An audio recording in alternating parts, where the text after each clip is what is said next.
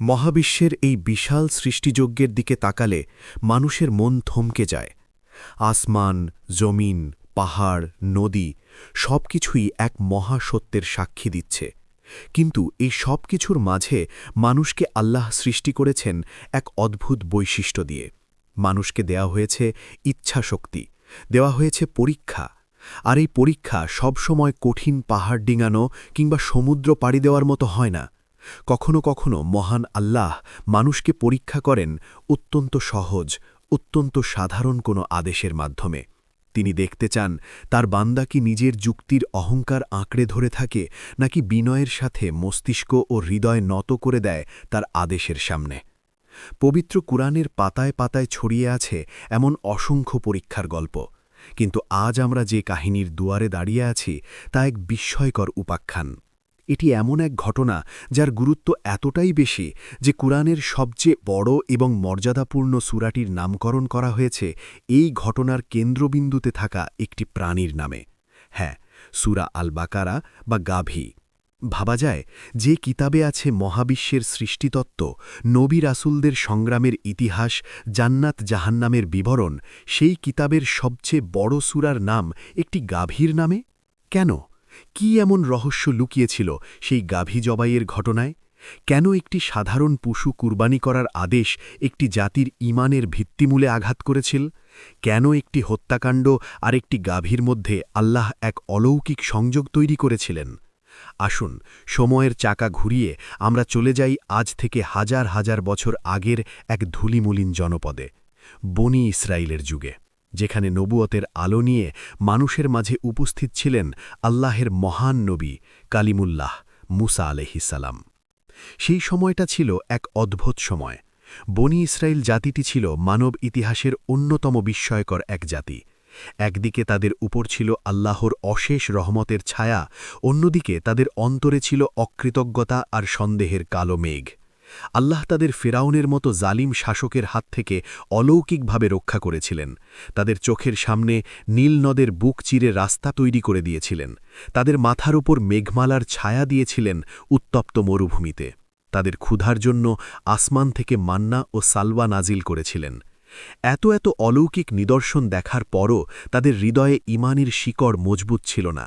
তাদের স্বভাব ছিল প্রশ্ন করা। তাদের অভ্যাস ছিল সহজ বিষয়কে কঠিন করে ফেলা। নবীর প্রতি আনুগত্যের চেয়ে তাদের কাছে বড় ছিল নিজেদের কুটিল যুক্তি। ঠিক এমন এক সময়ে বনি ইসরায়েলের সমাজে ঘটে গেল এক লোমহর্ষক ঘটনা। এমন এক ঘটনা যা পুরো সমাজকে কেঁপিয়ে দিল, মানুষের মনে ছড়িয়ে দিল ভয়, অবিশ্বাস আর সন্দেহের বিষবাষ্প। ঘটনাটি একটি হত্যাকাণ্ডের, একটি খুন। বনি ইসরায়েলের গোত্রগুলোর মধ্যে তখন বসবাস করত এক অত্যন্ত ধনাঢ্য ও প্রভাবশালী ব্যক্তি। তার সম্পদের কোনো কমতি ছিল না, কিন্তু তার কোনো সন্তান ছিল না। তার এই বিশাল সম্পত্তির একমাত্র উত্তরাধিকারী ছিল তার এক ভাতিজা। লোকমুখে শোনা যায় এই ভাতিজা ছিল অত্যন্ত লোভী এবং অধৈর্য। চাচার মৃত্যুর পর কখন সে এই বিশাল সম্পত্তির মালিক হবে সেই অপেক্ষায় তার দিন কাটছিল না। শয়তানের প্ররোচনা আর সম্পদের লোভ তাকে অন্ধ করে দিল। সে ভাবল প্রাকৃতিকভাবে চাচার মৃত্যুর অপেক্ষা করা বোকামি। সে নিজেই মৃত্যুর দূত হয়ে দাঁড়াল। রাতের আধার তখনও পুরো জনপদকে গ্রাস করে আছে, চারদিক নিস্তব্ধ। সেই অন্ধকারের সুযোগ নিয়ে লোভী ভাতিজা তার আপন চাচাকে নির্মমভাবে হত্যা করল। শুধু হত্যা করেই সে ক্ষান্ত হল না, নিজের অপরাধ ঢাকার জন্য সে এক জঘন্য চাতুরীর আশ্রয় নিল। সে চাচার মৃতদেহটি বহন করে নিয়ে গেল অন্য একটি গোত্রের সীমানায়।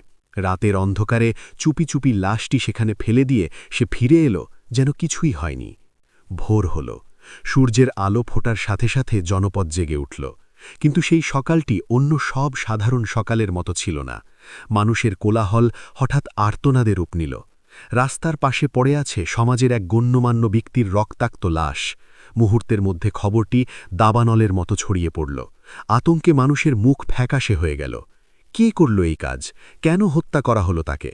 সন্দেহের তীর ছুটতে শুরু করল এদিক ওদিক। যেহেতু লাশটি পাওয়া গেছে অন্য একটি গোত্রের দরজার কাছে বা তাদের এলাকায়, তাই নিহতের আত্মীয় স্বজনরা, বিশেষ করে সেই হত্যাকারী ভাতিজা, সবচেয়ে বেশি চিৎকার করে উঠল। সে বুক চাপড়ে কান্না আর আহাজারির অভিনয় করতে লাগল। সে চিৎকার করে বলতে লাগল, তোমরাই আমার চাচাকে হত্যা করেছ, তোমরাই এর জন্য দায়ী, আমরা এর রক্তের বদলা চাই। অভিযুক্ত গোত্রটি হতভম্ব হয়ে গেল। তারা শপথ করে বলতে লাগল, আমরা এই কাজ করিনি, আমরা জানিই না কে এই তাকে হত্যা করেছে বা কে এই লাশ আমাদের এখানে ফেলে গেছে।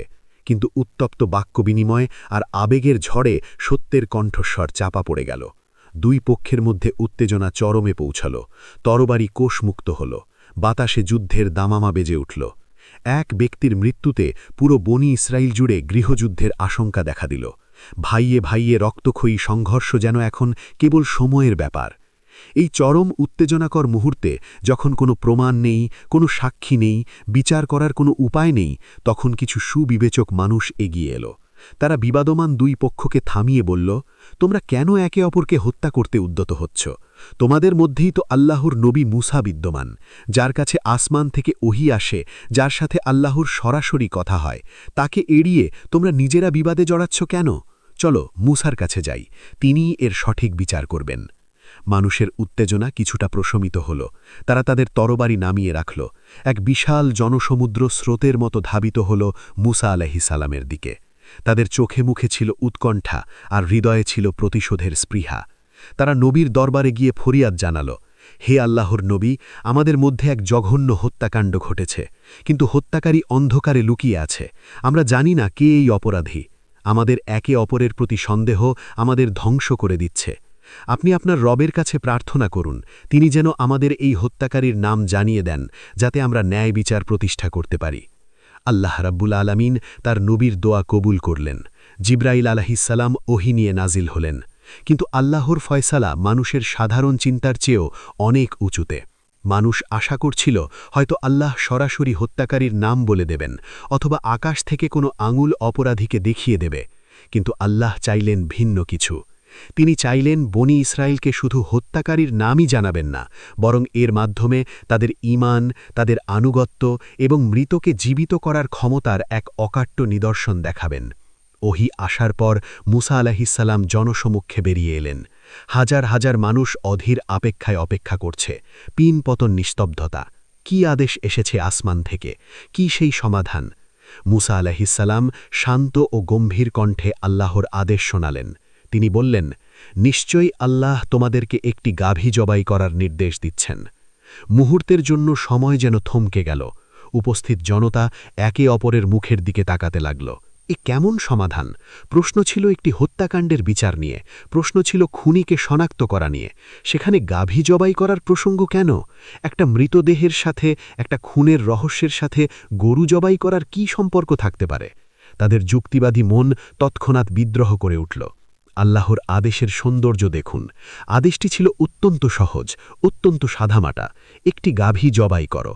আল্লাহ নির্দিষ্ট কোনো গাভীর কথা বলেননি যে সেই গাভীটি লাল হতে হবে, কালো হতে হবে বা বিশেষ কোনো বয়সের হতে হবে। বনি ইসরায়েলের উচিত ছিল এই আদেশ শোনা মাত্রই বাজারে যাওয়া এবং হাতের নাগালে পাওয়া যে কোনো একটি সুস্থ গাভী কিনে জবাই করে ফেলা। যদি তারা তা করত, তাহলে আল্লাহর আদেশ পালন হয়ে যেত এবং তারা তাদের কাঙ্ক্ষিত সমাধান পেয়ে যেত। আল্লাহ তো দিনকে সহজ করেছেন, তিনি চাননি তাদের ওপর বোঝা চাপাতে। হায়, বনি ইসরায়েলের অন্তর ছিল পাথরের মতো কঠিন আর বক্র। তারা নবীর মুখের কথাকে সহজভাবে নিতে পারল না। তাদের মনে হল মুসা আলাইহিসসালাম হয়তো এই গুরুতর পরিস্থিতিতে তাদের সাথে মশকরা করছেন। তাদের কাছে মনে হল খুনের বিচারের সাথে পশু কুরবানির কোনো লজিক্যাল কানেকশন নেই। তাই তারা আনুগত্যের মস্তক অবনত করার পরিবর্তে বিদ্রূপের হাসি হাসল।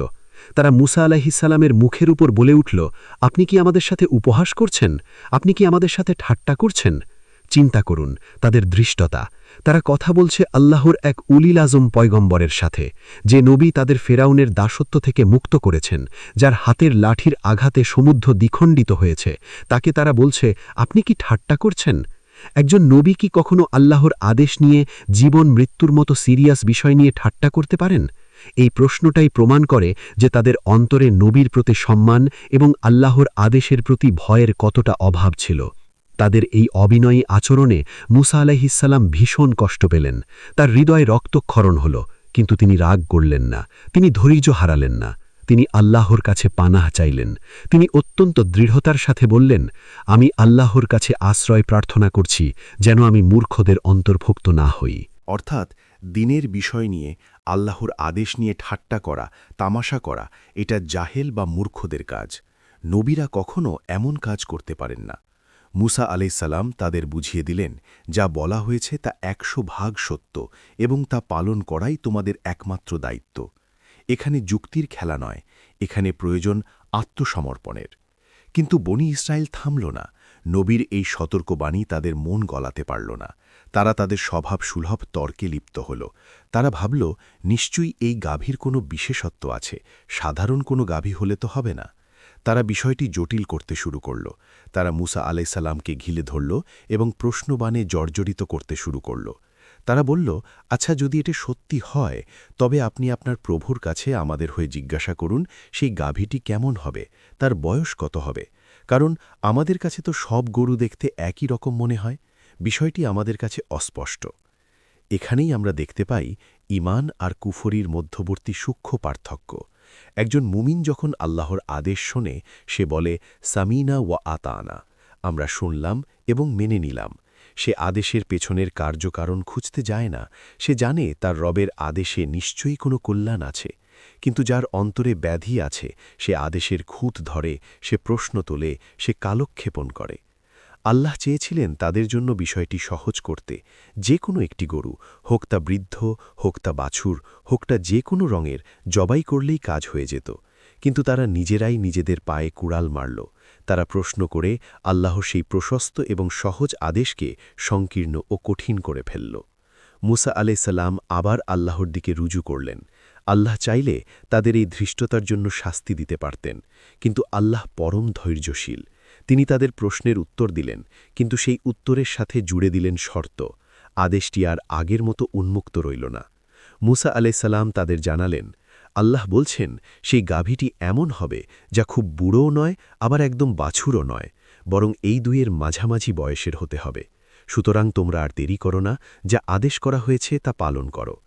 এখানেও নবীর পক্ষ থেকে একটি সতর্ক বার্তা ছিল, যা আদেশ করা হয়েছে তা পালন করো। অর্থাৎ এখনও সময় আছে, বেশি গভীরে যেও না। মধ্যম বয়সের যে কোনো একটি গাভী খুঁজে জবাই করে ফেলো, এখনও পথ খোলা আছে। কিন্তু বনি ইসরায়েলের যদি, কিন্তু আর কেন স্বভাব কি এত সহজে যায়? তারা যখন দেখল বয়সের শর্ত জুড়ে দেওয়া হয়েছে, তখন তারা ভাবল, নিশ্চয়ই রঙের ব্যাপারেও কোনো বিশেষত্ব আছে। তারা আবারও নবীর কাছে এলো। তাদের কৌতূহল আর গড়িমসি তাদের থামতে দিল না। তারা বলল, হে মুসা, আপনার রবের কাছে আমাদের জন্য স্পষ্ট করতে বলুন সেই গাভীর রং কি হবে। কি অদ্ভুত তাদের মানসিকতা! হত্যার বিচার চাওয়ার জন্য যে ব্যাকুলতা ছিল, তা যেন হারিয়ে গেল গরুর রং খোঁজার বাহানায়। আসলে তারা মনে মনে এই আদেশ পালন করতে চাইছিল না। তারা চাইছিল এমন সব প্রশ্ন করতে যার উত্তর পাওয়া অসম্ভব হবে এবং তারা অজুহাত দেখিয়ে পার পেয়ে যাবে। অথবা তারা তাদের অসার বুদ্ধিমত্তা দিয়ে নবীর আদেশের ফাঁক ফোকর খুঁজছিল। আল্লাহ রাব্বুল আলামিন তাদের মনের খবর রাখতেন। তিনি জানতেন তারা কেন এত প্রশ্ন করছে। তাই আল্লাহ তাদের উপর বিধান আরও কঠিন করলেন। রঙের প্রশ্নে এমন এক উত্তর এলো যা খুঁজে পাওয়া ছিল খড়ের গাদায় সুই খোঁজার মতো। মুসা আলাইসাল্লাম বললেন, আল্লাহ বলছেন সেই গাভীটি হতে হবে হলুদ বর্ণের, এমন গাঢ় ও উজ্জ্বল হলুদ যা দর্শকদের চোখ জুড়িয়ে দেয়, যা দেখলে মানুষের মন আনন্দিত হয়। চিন্তা করুন, হলুদ রঙের গরু, তাও আবার এমন উজ্জ্বল যে চোখ ধাঁধিয়ে যায়। সচরাচর এমন রঙের গরু দেখা যায় না। তারা নিজেদের জালে নিজেরাই আটকা পড়ে গেল। প্রথমে ছিল যে কোনো একটি গাভী, তারপর হলো মাঝারি বয়সের গাভী, আর এখন হলো মাঝারি বয়সের উজ্জ্বল হলুদ রঙের গাভী। তাদের উচিত ছিল দৌড়ে গিয়ে খোঁজা শুরু করা। কিন্তু বনি ইসরায়েলের প্রশ্নবাণ তখনও শেষ হয়নি, তাদের তর্কের ভাণ্ডার তখনও ফুরয়নি। তারা ভাবল, এত নির্দিষ্ট বর্ণনার পরেও তো ভুল হতে পারে। তারা আবারও নবীর কাছে এলো। এবার তারা এমন এক প্রশ্ন করল যা তাদের জন্য পথকে প্রায় রুদ্ধ করে দিল। তারা বলল, হে মুসা, গরুর তো অনেক রকম ফের আছে। আমাদের কাছে বিষয়টি এখনও পুরোপুরি পরিষ্কার নয়। আপনি আপনার রবের কাছে জিজ্ঞাসা করুন, এই গাভীটি আসলে কি করে? এটি কি হাল চাষ করে, নাকি জমিতে পানি দেয়? এর গঠন কেমন? ইনশা আল্লাহ এবার আমরা সঠিক পথ পাব। লক্ষ্য করুন, এবার তারা ইনশা আল্লাহ বলল। হাদিস শরীফে এসেছে, যদি তারা এবার ইনশা আল্লাহ না বলতো তবে কেয়ামত পর্যন্ত খুঁজলেও তারা এমন গরু খুঁজে পেত না। কিন্তু ততক্ষণে তারা আল্লাহর সহজ দিনকে নিজেদের জন্য অসম্ভব কঠিন করে ফেলেছে। তারা এমন সব ডিটেলস জানতে চাইল যা সাধারণ কোনো গরুর মধ্যে থাকে না। মুসা আলাইসাল্লাম তাদের দিকে তাকালেন। তার চোখে ছিল গভীর বেদনা আর হতাশা।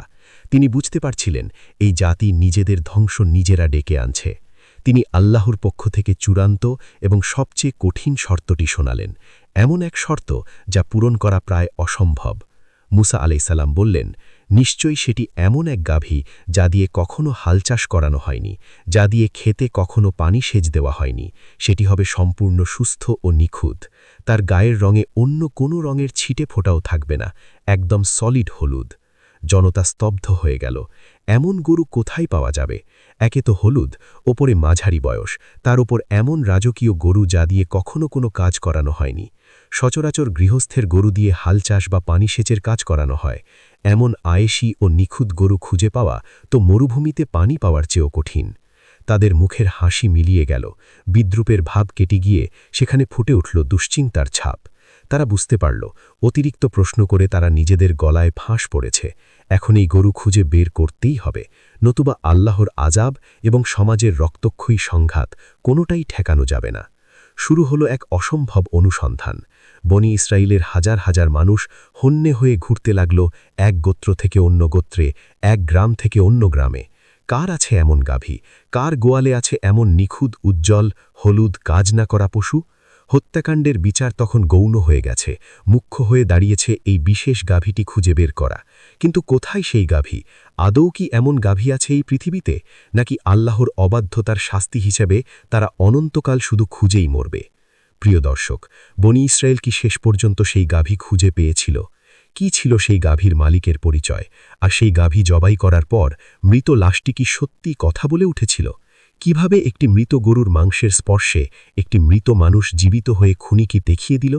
এই রোমাঞ্চকর এবং শিক্ষণীয় ঘটনার বাকি অংশ এবং এর পেছনের গভীর আধ্যাত্মিক রহস্যগুলো আমরা আগামী পর্বে উন্মোচন করব। আজকের এই পর্ব থেকে আমরা কি নিজেদের দিকে একবার তাকাব না? আল্লাহ আমাদের জন্য দিনকে সহজ করেছেন, কিন্তু আমরাও কি বনি ইসরায়েলের মতো সহজ বিষয়কে কঠিন করছি না? আমরা কি আল্লাহর আদেশের সামনে নিঃস্বার্থ আত্মসমর্পণ করছি, নাকি যুক্তির বেড়াজালে আটকে আছি? ভাবুন তো, আমাদের জীবনে এমন কত গাভী আমরা পুষে রেখেছি যা জবাই করতে বলা হলে আমরা অজুহাত খুঁজি। সেই ভাবনার দুয়ার খোলা রেখে আজ এখানেই শেষ করছি। দেখা হবে ইনশাআল্লাহ আগামী পর্বে, যেখানে রহস্যের জট খুলবে এবং সত্য দিবালোকের মতো স্পষ্ট হবে। আসসালামু আলাইকুম ওয়ারাহমাতুল্লাহি ওয়াবারাকাতুহু।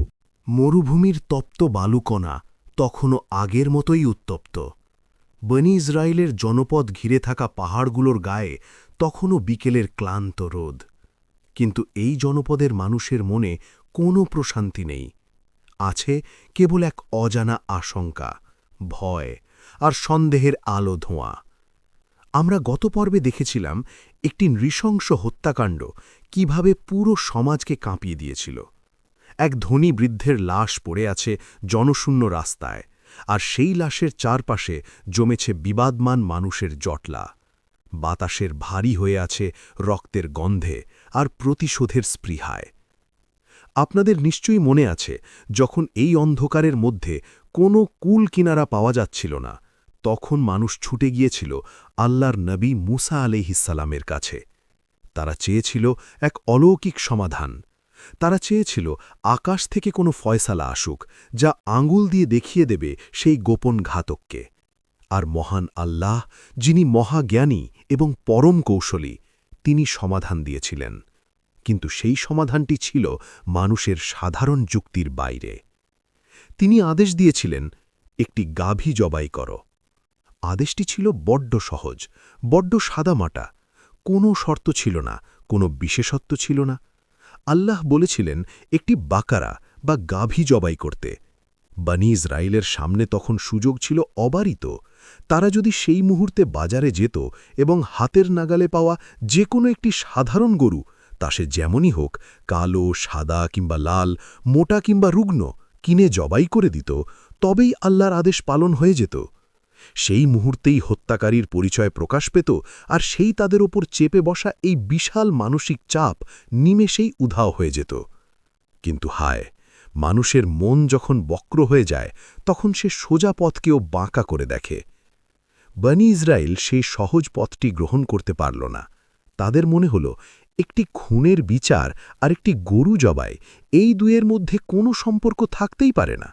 তাদের মনে হল বিষয়টি এত সহজ হতে পারে না। নিশ্চয়ই এর পেছনে কোনো গূঢ় রহস্য আছে, অথবা নবী হয়তো তাদের এই বিপদের মুহূর্তে হেয়ালি করছেন। এই যে সন্দেহ, এই যে আল্লাহর আদেশের ওপর পূর্ণ আস্থা না রেখে নিজের ক্ষুদ্র বুদ্ধিকে বড় করে দেখা, এটাই ছিল তাদের পতনের মূল কারণ। তারা ভাবল প্রশ্ন করলেই হয়তো বিষয়টির গুরুত্ব বোঝা যাবে। তারা ভাবল খুঁটিনাটি জেনে নেওয়াটাই হয়তো বুদ্ধিমত্তার পরিচয়। অথচ তারা জানত না, দ্বীনের ক্ষেত্রে, আল্লাহর আদেশের ক্ষেত্রে শোনা এবং মানাই হল প্রকৃত বুদ্ধিমত্তা। অতিরিক্ত প্রশ্ন করা মানেই নিজের জন্য দরজাকে সংকীর্ণ করে ফেলা। জনতা আবার ভিড় করল মুসা আলাইহিসসালামের তাঁবুর সামনে। তাদের চোখে মুখে তখনও অবিশ্বাসের রেখা। তারা একে অপরের সাথে ফিসফিস করছে। তাদের মনে হচ্ছে মুসা আলাইহিসসালামের দেওয়া এই আদেশটি অসম্পূর্ণ। তারা নিজেদের মধ্যে বলাবলি করতে লাগল, শুধু একটা গরু? কেমন গরু? যে কোনো গরু হলেই কি হবে? এটা তো হতে পারে না। এই মানসিকতা থেকেই জন্ম নিল তাদের প্রথম প্রশ্নটি। তারা নবীর সামনে দাঁড়িয়ে বিনয়ের সাথে মেনে নেওয়ার পরিবর্তে তর্কের ভঙ্গিতে আবদার করে বসল। তাদের কণ্ঠস্বরে ছিল এক ধরনের চাতুরতা। তারা বলল, আপনি আপনার রবের কাছে আমাদের হয়ে জিজ্ঞাসা করুন, সেই গাভীটি আসলে কেমন হবে, তার বয়স কত হবে, কারণ আমাদের কাছে বিষয়টি পরিষ্কার নয়। লক্ষ্য করুন তাদের শব্দের প্রয়োগ। তারা বলছে না আমাদের রব, তারা বলছে আপনার রব। যেন আল্লাহ শুধু মুসা আলাইহিসসালামেরই রব, তাদের নয়। এই শব্দ চয়নের মধ্যেই লুকিয়েছিল তাদের ঈমানের দুর্বলতা আর দূরত্বের প্রমাণ। মুসা আলাইহিসসালাম তাদের এই আচরণে কষ্ট পেলেন। তিনি জানতেন আল্লাহ যা সহজ করেছেন, বান্দা প্রশ্ন করে তা কঠিন করে তুলছে। তবুও তিনি আল্লাহর দিকে ফিরলেন, ওহির অপেক্ষা করলেন। আল্লাহ রাব্বুল আলামিন চাইলে তাদের এই ধৃষ্টতার জন্য তক্ষুনি শাস্তি দিতে পারতেন, কিন্তু তিনি তো আস-সাবুর, পরম ধৈর্যশীল। তিনি তাদের প্রশ্নের উত্তর দিলেন, কিন্তু সেই উত্তরের সাথে জুড়ে দিলেন একটি শর্ত। সহজ পথটি সামান্য সংকীর্ণ হয়ে গেল। মুসা আলাইহিসসালাম ওহিপ্রাপ্ত হয়ে জনতার দিকে ফিরলেন। তিনি গম্ভীর কণ্ঠে জানালেন আল্লাহর ফয়সালা। আল্লাহ বলছেন, সেই গাভীটি হবে এমন যা খুব বুড়োও নয়, আবার একদম কুঁচি বাছুরও নয়, বরং এই দুয়ের মাঝামাঝি বয়সের হতে হবে, অর্থাৎ একটি মধ্যবয়সী শক্তিশালী গাভী। এরপর মুসা আলাইহিসসালাম তাদের সতর্ক করে দিয়ে বললেন, তোমাদের যা আদেশ করা হয়েছে এবার তা পালন করো। এই বার্তাটি ছিল একটি আল্টিমেটাম। যা আদেশ করা হয়েছে তা পালন করো। এর অর্থ হল আর দেরি করো না, আর প্রশ্ন করো না, এখনও সুযোগ আছে। এখন তোমাদের কাজ হল শুধু মধ্যম বয়সের একটি গরু খুঁজে বের করা এবং জবাই করা। বাজারে এমন গরুর অভাব নেই, যাও কাজটি শেষ করো। কিন্তু বনি ইসরায়েলের অন্তরে যে ব্যাধি বাসা বেঁধেছিল তা এত সহজে দূর হওয়ার নয়। শয়তান তাদের মনের মধ্যে কুমন্ত্রণা দিতে লাগল। তারা ভাবল, মাঝারি বয়স, এটা তো এখনও অনেক সাধারণ, নিশ্চয়ই আরও কোনো বিশেষত্ব আছে। আমরা যদি ভুল গরু জবাই করি, তখন যদি কাজ না হয়। আসলে এগুলো ছিল তাদের মনের অজুহাত। তারা মূলত আদেশটি পালন করতে গড়িমসি করছিল।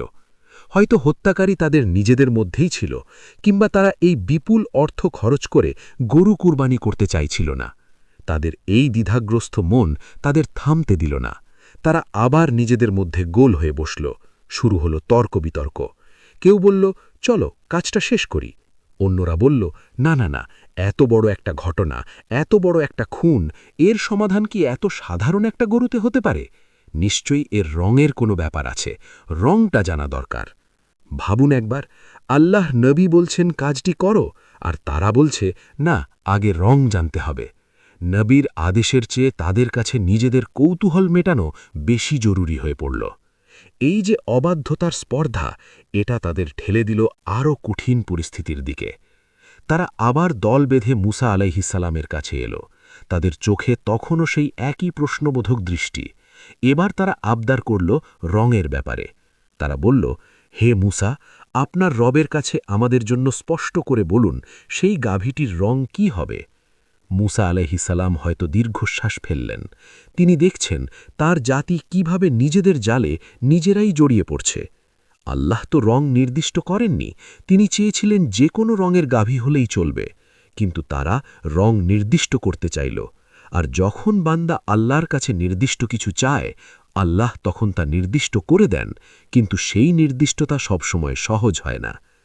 আল্লাহর পক্ষ থেকে জিব্রাইল আলাইহিসসালাম আবার বার্তা নিয়ে এলেন, কিন্তু এবারের বার্তাটি ছিল চমকে দেওয়ার মতো।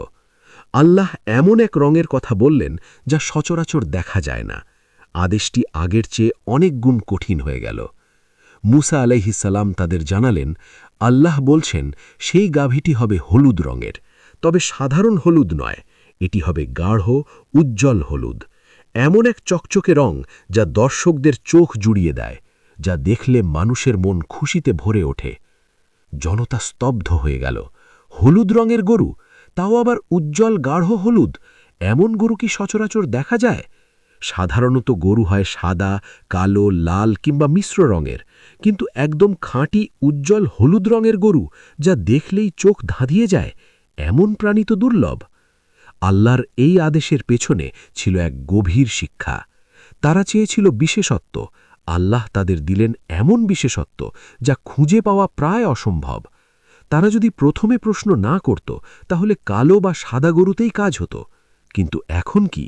এখন তাদের খুঁজতে হবে এমন এক গরু যার গায়ের প্রতিটি লোম হতে হবে হলুদ, কোথাও কোনো অন্য রঙের দাগ থাকা চলবে না, এবং সেই হলুদ হতে হবে অত্যন্ত আকর্ষণীয়, যা দেখলেই মনে আনন্দ জাগে। এই দ্বিতীয় শর্তটি আসার পর বনি ইসরায়েলের উচিত ছিল আতঙ্কে কেঁপে ওঠা। তাদের বোঝা উচিত ছিল যে তারা সীমা লঙ্ঘন করছে। তাদের উচিত ছিল এখনই তলপত্তল গুটিয়ে পুরো দেশ চষে ফেলা সেই বিশেষ গরুর সন্ধানে, কারণ শর্ত যত বাড়ছে গরুর প্রাপ্যতা তত কমছে। কিন্তু মানুষের মনের জিদ বড় অদ্ভুত। একবার যখন মানুষ তর্কের নেশায় পড়ে যায়, তখন সে যুক্তির শেষ না দেখে ছাড়তে চায় না। বনি ইসরায়েলের অবস্থাও হলো তাই। তারা এই কঠিন শর্ত শুনেও থামল না, বরং তাদের মনের খটকা আরও বেড়ে গেল। এদিকে সমাজে অস্থিরতা বাড়ছে। খুন হওয়া ব্যক্তির আত্মীয় স্বজনরা ধৈর্যের বাঁধ ভেঙে ফেলছে। তারা মুসা আলাইহিসসালামের কাছে এসে অভিযোগ করছে, হে আল্লাহর নবী, বিচার কবে হবে? আমরা আর কতদিন অপেক্ষা করব? আমাদের প্রতিপক্ষরা বুক ফুলিয়ে ঘুরে বেড়াচ্ছে, আপনি কি দেখছেন না আমাদের কান্না? অন্যদিকে অভিযুক্ত গোত্রের লোকেরা ভয়ে কাঁপছে। তারা জানে যদি সত্য প্রকাশিত না হয়, তাহলে এই হত্যার দায় তাদের ওপরই চাপবে। তারাও চাইছে একটা সুরাহা হোক, কিন্তু তাদেরই কিছু নেতা, যারা বনি ইসরায়েলের সাধারণ মানুষের প্রতিনিধি, তারা তখন ব্যস্ত গরুর বিস্তারিত বর্ণনা নিয়ে চুলচেরা বিশ্লেষণে। তারা ভাবল, হলুদ গরু তো বুঝলাম, কিন্তু হলুদ গরুর মধ্যেও তো তফাৎ থাকতে পারে। কোনোটা হয়তো মাঠে চড়ে, কোনোটা হয়তো হাল চাষ করে। আল্লাহ কি যে কোনো হলুদ গরুর কথা বলেছেন, নাকি এর কাজের ধরন নিয়েও কোনো কথা আছে? শয়তান তাদের কানে ফিসফিস করে বলল, এখনও অস্পষ্টতা আছে, সাবধান, ভুল করো না, আরও জেনে নাও, একদম নিশ্চিত হয়ে নাও। এই নিশ্চিত হওয়ার ভান করতে গিয়ে তারা আসলে আল্লাহর আদেশের ওপর নিজেদের অনাস্থাই প্রকাশ করছিল। তারা ভাবছিল তারা যত বেশি প্রশ্ন করবে, তত বেশি নিখুঁতভাবে কাজটা করতে পারবে। কিন্তু তারা ভুলে গিয়েছিল, ইসলাম মানেই হল আত্মসমর্পণ। ইসলাম মানে প্রশ্নবাণে জর্জরিত করা নয়। তারা আবারও তৃতীয়বারের মতো মুসা আলাইহিসসালামের মুখোমুখি হল। এবার তাদের প্রশ্নটি ছিল আরও গভীর, আরও জটিল এবং আরও বিপজ্জনক। তারা এমন এক ভান করল যেন তারা সত্যিই খুব বিপদে পড়ে গেছে, যেন তারা আদেশটি পালন করতে চায় কিন্তু বুঝতে না পারার কারণে পারছে না। তারা বলল, হে মুসা, গরুর বিষয়টি আমাদের কাছে এখনও সাদৃশ্যপূর্ণ মনে হচ্ছে, অর্থাৎ অনেক গরু দেখতে একই রকম লাগে।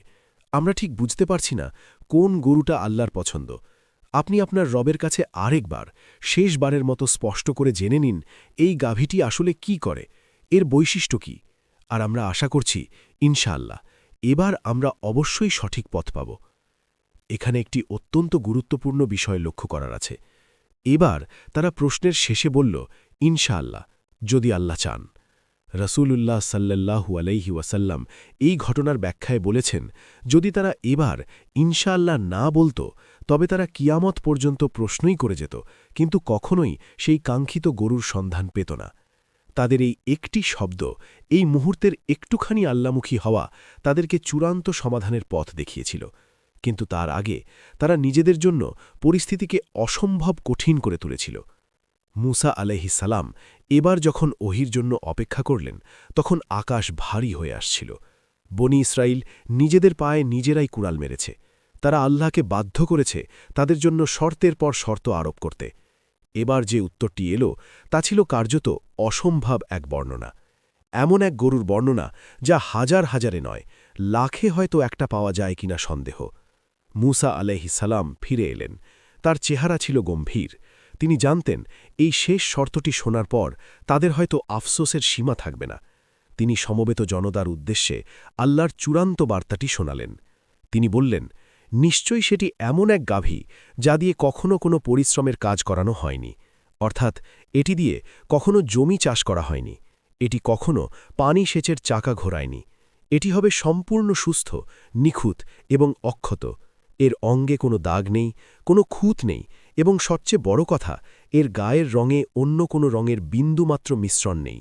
এটি আগা গোড়া নিরেট হলুদ। জনতা এই বর্ণনা শুনে বাকরুদ্ধ হয়ে গেল। আসুন আমরা একটু বিশ্লেষণ করি এই শর্তগুলোর ভয়াবহতা। প্রথমত, গরুটি হতে হবে মধ্যবয়সী। দ্বিতীয়ত, এর রং হতে হবে উজ্জ্বল হলুদ, যা দেখলেই চোখ জুড়িয়ে যায়। তৃতীয়ত, এটি হতে হবে এমন এক গাভী যা তার জীবনে কোনো দিন কাজ করেনি। ভাবুন তো, সেই যুগে গরু পালন করা হতোই মূলত দুটি কারণে, হয় দুধ ও মাংসের জন্য, নয়তো হাল চাষ ও সেচের কাজের জন্য। একটি শক্তিশালী মধ্যবয়সী গরু কোনো কাজ না করে বসে আছে, এমন রাজকীয় গরু কার গোয়ালে থাকতে পারে? কৃষকরা তো গরুকে বসিয়ে বসিয়ে খাওয়ায় না। চতুর্থত, এটি হতে হবে নিখুঁত। এর শরীরে কোনো দাগ, কোনো ঘা বা রঙের কোনো ছোপ থাকতে পারবে না। বনি ইসরায়েলের লোকেরা এবার বুঝতে পারল তারা কি সাংঘাতিক ভুল করেছে। তারা বুঝতে পারল তাদের অতিরিক্ত প্রশ্ন তাদের কোথায় নিয়ে দাঁড় করিয়েছে। প্রথমে যে কাজটি ছিল পানির মতো সহজ, এখন তা হয়ে দাঁড়িয়েছে পাহাড় ডিঙালার মতো কঠিন। ভিড়ের মধ্যে গুঞ্জন শুরু হলো, কেউ কেউ মাথায় হাত দিয়ে বসে পড়ল। এমন গরু আমরা কোথায় পাব? সারা দেশে খুঁজলেও তো এমন গরু পাওয়া যাবে না। কিন্তু মুসা আলাইহিস সালামের দিকে তাকিয়ে তারা আর কোনো প্রশ্ন করার সাহস পেল না, কারণ তারা বলেছিল, এবার আমরা সঠিক পথ পাব। এখন যদি তারা আবার প্রশ্ন করে, তবে তা হবে সরাসরি অবাধ্যতা। এখন তাদের সামনে একটাই পথ খোলা, খুঁজে বের করা, সেই অসম্ভবকে সম্ভব করা। তারা বলল, এখন আপনি সত্য নিয়ে এসেছেন, অর্থাৎ এখন বিষয়টি তাদের কাছে পরিষ্কার হয়েছে। লক্ষ্য করুন তাদের অহংকার। এতক্ষণ যেন নবী সত্য বলছিলেন না বা অস্পষ্ট কথা বলছিলেন, এখন তাদের মনের মতো বিস্তারিত বর্ণনা পাওয়ার পর তারা স্বীকার করছে। শুরু হলো এক মহাযজ্ঞ। বনি ইসরায়েলের প্রতিটি গোত্র থেকে লোক বেরিয়ে পড়ল। তারা এক গ্রাম থেকে অন্য গ্রামে, এক জনপদ থেকে অন্য জনপদে ছুটতে লাগল। তাদের হাতে মশাল, চোখে ক্লান্তি আর মনে হতাশা। আছে কি কারো কাছে কি এমন হলুদ গাভী আছে যা কখনো হাল চাষ করেনি? কৃষকরা তাদের দিকে অবাক হয়ে তাকায়। তারা বলে, এমন অদ্ভুত গরু আমরা জীবনেও দেখিনি। গরু আবার কাজ ছাড়া থাকে নাকি? দিন গড়িয়ে রাত হয়েও, রাত গড়িয়ে দিন হল, কিন্তু সেই কাঙ্ক্ষিত গাভীর কোনো সন্ধান মিলল না। হতাশা যখন চরমে, যখন তারা প্রায় হাল ছেড়ে দেওয়ার উপক্রম, ঠিক তখন এক অলৌকিক সংবাদ ভেসে এলো। খবর পাওয়া গেল, অনেক দূরের এক নিভৃত পল্লীতে এক এতিম যুবকের বাড়িতে নাকি এমন একটি গাভী আছে। লোকজন বলাবলি করছে, সেই গাভীটি একতে সাধারণ নয়, তার গায়ের রং সূর্যের আলোর মতো, এবং সেই যুবক তার গাভীকে এতটাই ভালোবাসে যে তাকে দিয়ে কখনো কোনো ভারী কাজ করায় না। বনি ইসরায়েলের ধনকুবেররা, সমাজের নেতারা নড়ে চড়ে বসল। আশার আলো জ্বলে উঠল। তাহলে কি সত্যিই আল্লাহ তাদের জন্য কোনো উপায় রেখেছেন? কিন্তু সেই এতিম যুবকটি কে? কেন আল্লাহ তার কাছেই এই বিশেষ গাভীটি গচ্ছিত রেখেছেন? এর পেছনেও কি লুকিয়ে আছে অন্য কোনো গল্প, অন্য কোনো পরীক্ষা? সেই যুবক কি তার প্রিয় গাভীটি বিক্রি করতে রাজি হবে? আর যদি রাজি হয়, তাহলে তার মূল্য কত হবে? শোনা যায়, বনি ইসরায়েলকে সেই গাভী কিনতে তাদের জীবনের সবচেয়ে বড় মূল্য দিতে হয়েছিল। তাদের চামড়া দিয়ে তিল তিল করে জমানো সম্পদ ঢেলে দিতে হয়েছিল সেই একটি মাত্র ভুলের প্রায়শ্চিত্ত হিসেবে। আর গাভীটি পাওয়ার পর যখন সেটি জবাই করা হলো তখন সেই মৃত লাশের কি হলো? জবাই করা গরুর মাংসের টুকরো দিয়ে মৃত মানুষকে আঘাত করার পর কি ঘটেছিল সেই বিচার সভায়? কে ছিল সেই খুনি যে এতকাল ভিড়ের মধ্যেই মিশেছিল সাধু সেজে? প্রিয় দর্শক, এই সব রোমাঞ্চকর ঘটনা, সেই এতিম যুবকের মাতৃভক্তির এক অবিশ্বাস্য গল্প এবং মৃত মানুষের জেগে ওঠার লোমহর্ষক দৃশ্য, সব কিছু নিয়ে আমরা আসছি আগামী পর্বে। বনি ইসরায়েলের গাভী জবাইয়ের ঘটনা, পর্ব ৩। তবে আজ যাওয়ার আগে একটি কথা ভেবে দেখুন, বনি ইসরায়েল প্রশ্ন করে বিধান কঠিন করেছিল, আর আমরা কি আল্লাহর আদেশ পাওয়ার পর বলি শুনলাম এবং মানলাম, নাকি আমরাও আমাদের আধুনিক যুক্তি দিয়ে, আমাদের কেন এবং কিভাবে দিয়ে দিনকে কঠিন করে ফেলছি না তো? আমাদের জীবনেও কি এমন কোনো হলুদ গাভী খোঁজার চক্করে আমরা আসল ইবাদাত থেকে দূরে সরে যাচ্ছি না তো? আল্লাহ আমাদের সহজ পথে চলার তৌফিক দিন, আমাদের বক্রতা থেকে হেফাজত করুন। সেই কামনায় আজ এখানেই শেষ করছি। আসসালামু আলাইকুম ওয়ারাহমাতুল্লাহি ওয়াবারাকাতুহু। মরুভূমির দিগন্তজোড়া প্রান্তরে তখন বিকেলের মলিন আলো। বনি ইসরায়েলের জনপদ জুড়ে এক অদ্ভুত নিস্তব্ধতা। কিন্তু এই নীরবতা প্রশান্তির নয়, এই নীরবতা এক গভীর হতাশা আর অনিশ্চয়তার। আমরা গত ২ পর্বে দেখেছি কিভাবে একটি জাতি তাদের নবীর সহজ আদেশকে নিজেদের অবান্তর প্রশ্ন আর সন্দেহের কাঁটা দিয়ে ক্ষতবিক্ষত করে ফেলেছিল। আল্লাহ চেয়েছিলেন তাদের জন্য বিষয়টি সহজ করতে।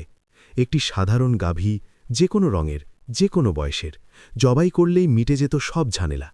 উদ্ঘাটিত হতো সেই গোপন হত্যাকাণ্ডের রহস্য। কিন্তু তারা তা করেনি। তারা যুক্তির অহংকারে মত্ত হয়ে প্রশ্ন করেছে, কেমন গাভী, তার রং কি, তার বয়স কত, সে কি কাজ করে? প্রশ্নের পর প্রশ্ন, আর প্রতিটি প্রশ্নের সাথে সাথে আসমান থেকে নাজিল হয়েছে কঠিন থেকে কঠিনতর শর্ত। এখন তারা দাঁড়িয়ে আছে এমন এক পরিস্থিতির সামনে যা অনেকটা নিজের বোনা জালে নিজেই আটকে পড়ার মতো। আল্লাহর চূড়ান্ত ফয়সালা চলে এসেছে। গাভীটি হতে হবে মধ্যবয়সী, তার গায়ের রং হতে হবে এমন উজ্জ্বল হলুদ যা দর্শকদের চোখ ধাঁধিয়ে দেয়, এবং সবচেয়ে কঠিন শর্ত হল সেই গাভীটি হতে হবে রাজকীয় স্বভাবের, যা দিয়ে কখনো হালচাষ পরানো হয়নি, যা কখনো জমিতে পানি সেচ দেওয়ার চাকা ঘোরায়নি। সম্পূর্ণ নিখুঁত, দাগহীন এক বিরল প্রাণী। ভাবুন তো তাদের মানসিক অবস্থা। তারা শুরু করেছিল এক হত্যাকারীকে খোঁজার জন্যে, আর এখন তারা হন্যে হয়ে খুঁজছে এক জাদুকরী গরুকে। খুনের বিচার যেন গৌণ হয়ে গেছে, মুখ্য হয়ে দাঁড়িয়েছে নিজেদের করা প্রশ্নের উত্তর মেলানো। তাদের পিঠ দেয়ালে ঠেকে গেছে, কারণ তারা আল্লাহর নবীর কাছে কথা দিয়েছে, ইনশাআল্লাহ এবার আমরা সঠিক পথ পাব। এখন যদি তারা ব্যর্থ হয়, তবে আল্লাহর আযাব আর সমাজের গৃহযুদ্ধ দুটোই তাদের গ্রাস করবে। শুরু হল এক অসম্ভব অনুসন্ধান। বনি ইসরায়েলের হাজার হাজার মানুষ ছড়িয়ে পড়ল দেশের প্রতিটি প্রান্তে, এক গ্রাম থেকে অন্য গ্রামে, এক গোয়াল থেকে অন্য গোয়ালে। তাদের চোখমুখে ক্লান্তি আর অন্তরে ধিকি ধিকি জ্বলছে অনুশোচনার আগুন। তারা এখন বুঝতে পারছে কেন নবী মুসা আলাইহিসসালাম তাদের বারবার সতর্ক করেছিলেন। তারা বুঝতে পারছে আল্লাহর সহজ হুকুমের ওপর প্রশ্ন তোলা কত বড় বোকামি ছিল। কৃষকদের দ্বারে দ্বারে গিয়ে তারা প্রশ্ন করে, তোমাদের কি এমন কোনো হলুদ গাভী আছে যা কখনো কাজ করেনি? কৃষকরা তাদের দিকে তাকিয়ে হাসে, কেউ কেউ অবাক হয়, কারণ পশু পালন করা হয় কাজের জন্যে বা খাদ্যের জন্যে। কাজ না করিয়ে পশু বসিয়ে রেখে খাওয়ানো এ তো বিলাসিতা। এমন নিখুঁত হলুদ রঙের অলস গাভী পাওয়া যে খড়ের গাদায় সুই খোঁজার চেয়েও কঠিন। দিন যায়, সপ্তাহ গড়িয়ে যায়। হতাশা যখন তাদের গিলে খেতে উদ্যত, ঠিক তখন এক চিলটে আশার আলো দেখা দিল। খবর এলো দূরের এক জনবসতিতে এক এতিম যুবকের কাছে নাকি ঠিক এমনই একটি গাভী আছে। জনশ্রুতি আছে সেই গাভীটি এতটাই সুন্দর যে রোদের আলোয় তার গা থেকে স্বর্ণের আভা বের হয়। আর সেই যুবকটি তার পিতৃহীন জীবনে এই গাভীটিকে নিজের পরিবারের সদস্যের মতো লালন পালন করেছে। তাকে দিয়ে কখনো কোনো ভারী কাজ করায়নি, কখনো তাকে প্রহার করেনি।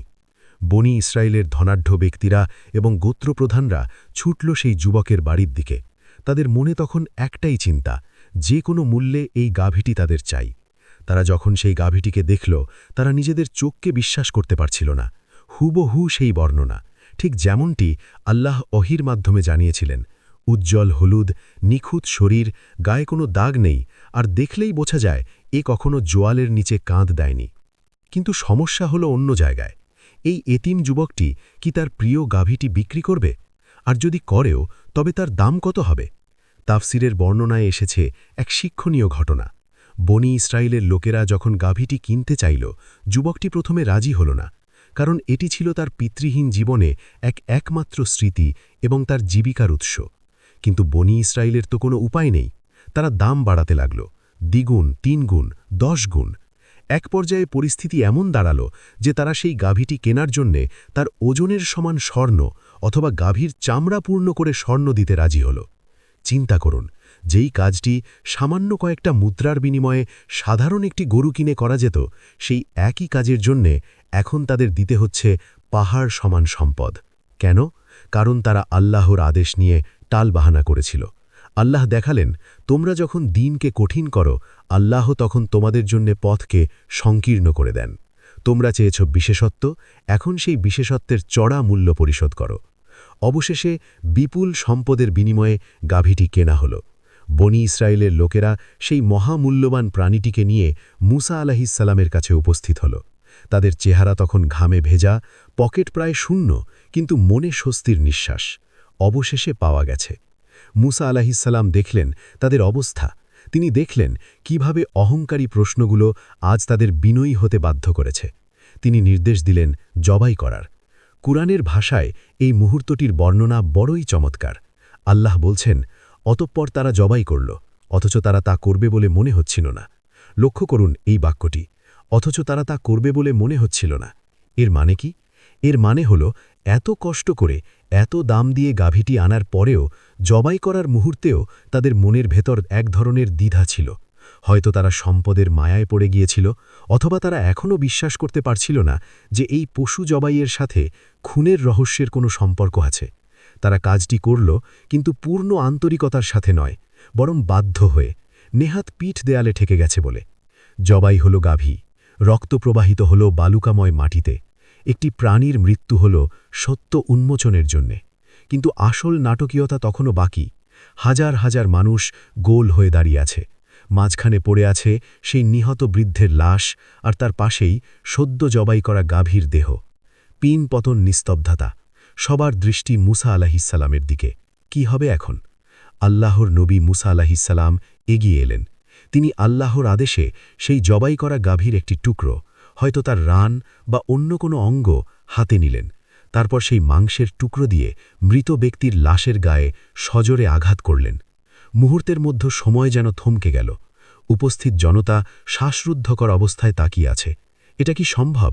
মৃত মাংস দিয়ে মৃত মানুষকে আঘাত করলে কি হতে পারে? যুক্তি বলে কিছুই হবে না, বিজ্ঞান বলে অসম্ভব, কিন্তু যেখানে আল্লাহর হুকুম থাকে সেখানে যুক্তি আর বিজ্ঞান নতজানু হয়ে দাঁড়িয়ে থাকে। সবাইকে স্তম্ভিত করে দিয়ে সেই নিথর দেহটি নড়ে উঠল। যে রক্ত চলাচল বন্ধ হয়ে গিয়েছিল কয়েকদিন আগে, সেই শিরায় আবার প্রাণের স্পন্দন ফিরে এলো। চোখের পাতা কেঁপে উঠল। মৃত ব্যক্তি কি উঠে বসল, যেন সে গভীর ঘুম থেকে জেগে উঠেছে।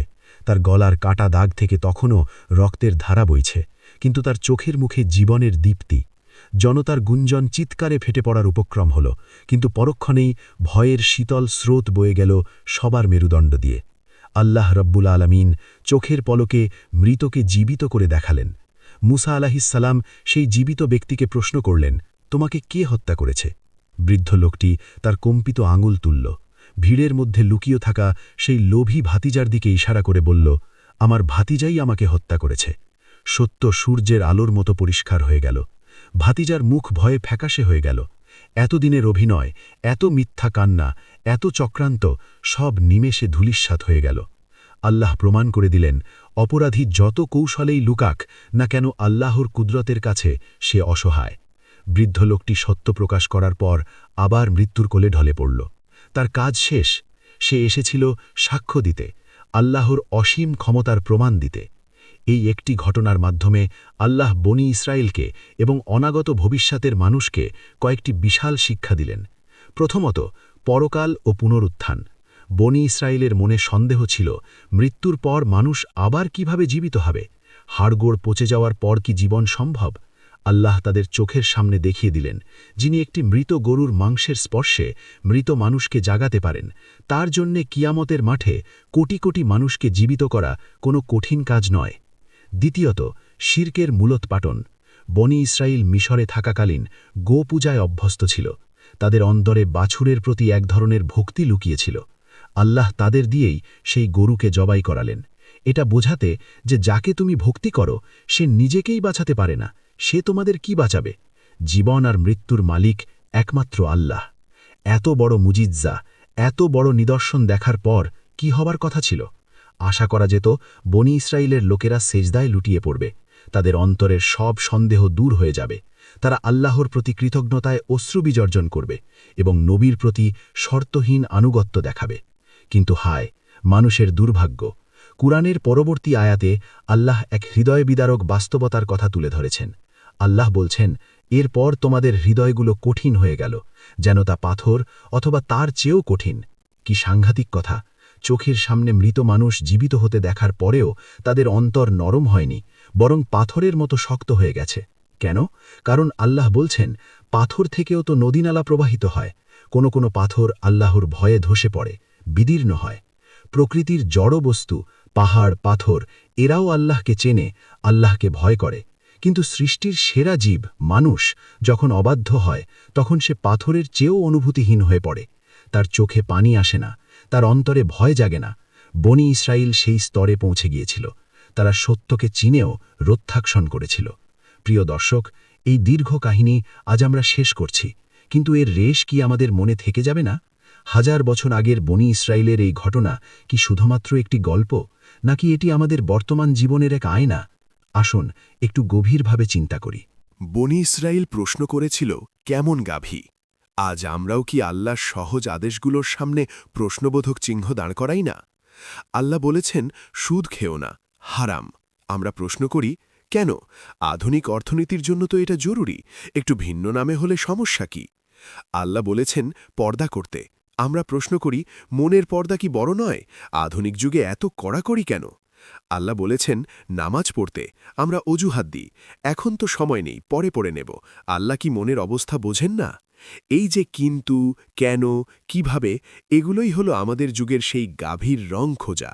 আমরা সহজ দিনকে নিজেদের যুক্তির অহংকার দিয়ে কঠিন করে ফেলছি।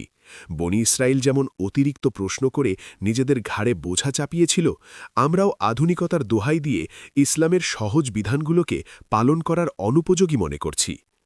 আল্লাহ আমাদের কাছে খুব বেশি কিছু চাননি। তিনি চান নিঃস্বার্থ আত্মসমর্পণ। তিনি চান যখন তার কোনো হুকুম আসবে, মুমিন বলবে, সামিনা ওয়া আতায়না, আমরা শুনলাম এবং মেনে নিলাম। সেখানে কোনো যদি বা কিন্তু থাকবে না। বনি ইসরাইল দেরি করেছিল, তারা টালবাহানা করেছিল। শেষ পর্যন্ত তাদের আদেশ পালন করতেই হয়েছিল, কিন্তু তার জন্য দিতে হয়েছিল বিশাল মূল্য, দুনিয়ার সম্পদ এবং অন্তরের কঠোরতা। আমরা যেন সেই ভুল না করি, আমরা যেন আমাদের ঈমানকে প্রশ্নের বেড়াজালে আটকে না ফেলি। এই ঘটনা আমাদের শেখায়, কপরাত কখনো চাপা থাকে না। খুনি ভেবেছিল সে অন্ধকারে কাউকে না জানিয়ে হত্যা করেছে, কেউ জানবে না, কিন্তু আল্লাহ মৃতকে জাগিয়ে সাক্ষী দেওয়ালেন।